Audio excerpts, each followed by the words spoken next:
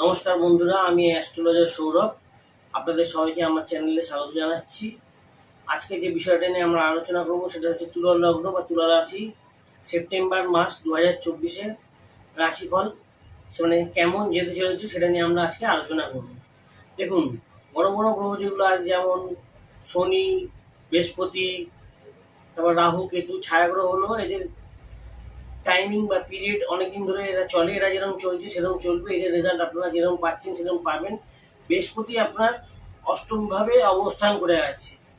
এই অষ্টমভাবে অবস্থান করে থাকার জন্য আপনার শরীরের দিকে নজর রাখতে হবে। শরীরটা একটু মাঝে মাঝে খারাপ হতে পারে, সেই জন্য শরীরের দিকে নজর রাখবেন।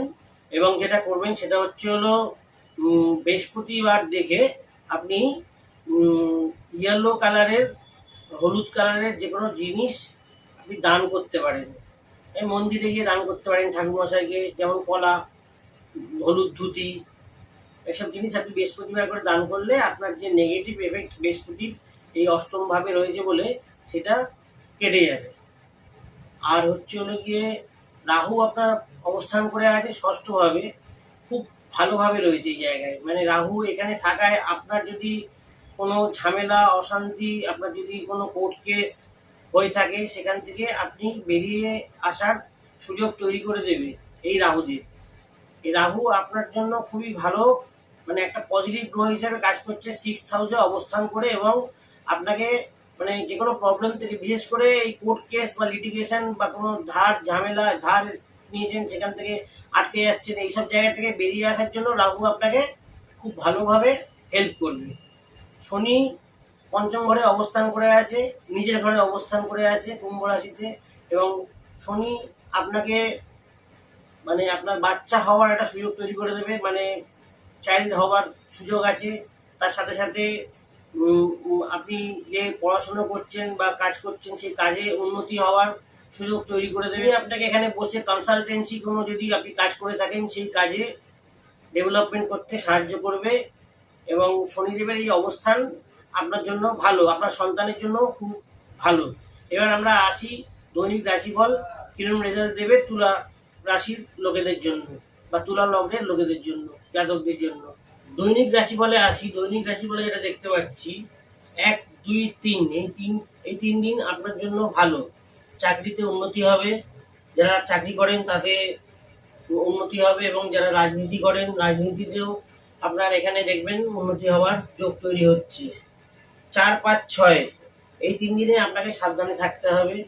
এই 3 দিন কোনো ইনভেস্টমেন্ট করবেন না। কোনো ইনভেস্টমেন্ট করার থাকলে এই 3 দিন বাদ দিয়ে করবেন। এই 3 দিন আপনার জন্য ইনভেস্টমেন্টের জন্য ভালো না। এই সময়টা একটু আপনি সাবধানে থাকবেন, ইনভেস্টমেন্ট করতে যাবেন না। 7, 8, 9, 10, 11, 12, 13 7 দিন, এই 7 দিন কিন্তু খুব ভালো যাবে আপনার। এখানে এই 7 দিনে যেটা দেখা যাচ্ছে মানে পরিবারে খুব একটা আনন্দের কিছু একটা হওয়ার যোগ দেখা যাচ্ছে। এবং পরিবারেও দেখবেন খুশির একটা সুন্দর আবহাওয়া তৈরি হবে। এবং এই 7 দিন আপনার জন্য খুব ভালো, আপনি এই 7 দিন খুব ভালো কাটাতে পারবেন। 7 থেকে 13 আপনি দেখবেন মানে আপনার থেমে থাকা কাজও এই সময় কিছু হয়ে যাবে। যদি আটকে থাকা কোনো কাজ থাকে সেটা আপনার হয়ে যাবে। 14, 15 এই দুদিন মানে আকস্মিক কোনো ঝামেলা এসে পড়তে পারে আপনার। সেই জন্য আপনি এই সময় গুড় এবং চিনি দান করার চেষ্টা করবেন কাউকে, গরিব মানুষকে। 14 আর 15 আর শিবের মাথায় সদা জল অথবা কাঁচা দুধ দেবেন, তাহলে দেখবেন এইসব ঝামেলা থেকে আপনি ইজিলি বেরিয়ে আসতে পারবেন, ঝামেলা মুক্ত হতে পারবেন। 14, 15 এই তারিখ দুটো আপনার এই মাসে সেপ্টেম্বর মাসে মানে নট ফেভারেবল। এই তারিখ দুটো বাদ দিয়ে মানে ভালো কাজ কিছু করবেন না। এই তারিখটা আপনার জন্য ভালো হবে না। 16 এবং 17 সেপ্টেম্বর এই দুটো তারিখে হচ্ছে হলো যদি কোনো ইন্টারভিউ দেন আপনার খুব ভালো রেজাল্ট হবে। আপনি যদি কোনো পরীক্ষা দেন, কোনো এক্সাম দেন, কোনো কম্পিটিটিভ এক্সাম দেন, আপনার সফলতা একদম আসবেই আসবে। 16, 17 এই দুটো তারিখ আপনার জন্য ইন্টারভিউ বা কোনো পরীক্ষায় সফলতা আসার খুব সুন্দর সময়। 18, 19 হঠাৎ কোনো বিপদ আসার সুযোগ আছে। নিজের কথা বুঝে বলবেন, লোকের সাথে ঝামেলা করতে যাবেন না। 18, 19 তারিখে আপনার ব্যয় হওয়ার যোগ আছে। এই জন্য 18, 19 তারিখে খুব ভালো মানে খুব খারাপ ব্যবহার কারোর সাথে করতে যাবেন না এবং কোনো ইনভেস্টমেন্ট বা ঝামেলার মধ্যে জড়াতে যাবেন না। 20, 21 ব্যবসায়ীর জন্য খুব ভালো, ব্যবসায় উন্নতি হবে, ভালো পার্টনার পাবেন বিজনেসে। এবং নতুন কোনো ব্যবসা স্টার্ট করার জন্য দেখবেন আপনার এই সময়টা খুব ভালো সময়, মানে করতেও পারেন আপনি। আপনার যাদের তুলা রাশি বা তুলা লগ্ন তাদের এই সময় নতুন ব্যবসা হওয়ার যোগ দেখা দিচ্ছে। এবার এবং তার সাথে সাথে জীবন সঙ্গিনীর সঙ্গেও খুব সুন্দর ব্যবহার আপনার হয়তো, মানে খুব সুন্দর তালমিল থাকবে জীবন সঙ্গিনীর সাথে। 20 আর 21 এই তারিখ দুটো ভালো। 22 এবং 23 সেপ্টেম্বর এই যে দুটো দিন, এই সময় আপনার শরীরে একটু প্রবলেম আসতে পারে, শরীর খারাপ হতে পারে, নজর দেবেন শরীরের দিকে। এই সময়টা শরীর খারাপ হতে পারে।